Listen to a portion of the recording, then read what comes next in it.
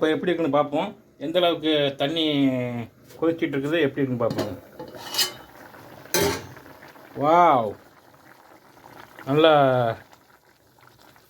நல்லா சும்பிட்டு நல்லா சூம்பி வந்துட்டு இருக்குது இப்போ. ஆமாம், இப்போ என்ன ஆகுனா அந்த உப்பு, அந்த இஞ்சி பூண்டு இது இஞ்சி போட்டது, தக்காளி போட்டது எல்லாமே இதில் வந்து உரைக்கும்னா சேருன்னு சொல்லுவோம். உரைக்குங்கிறது இதுக்கு பேர் சேர். கொங்கு மண்டலத்தில் இதெல்லாம் உரைக்கும் நல்லா. சரியா? ஆமாம், பார்த்துங்க.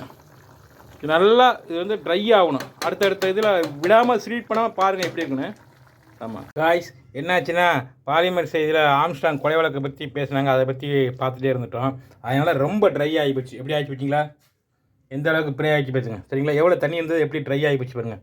இன்னும் கொஞ்சம் விதை பஞ்சா சாப்பாட்டோட பேச சாப்பாடு இருந்திருக்கோம். இப்போ 10. சரி நண்பர்களே, இப்போ என்ன பண்ணலாம், மேலே இந்த மனிதரை தூவி விடுறோம்.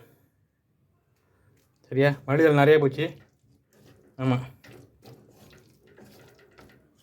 இது எப்படி இருக்குன்னு சாப்பிட்டு சொல்கிறவங்களுக்கு பாய் சியூ.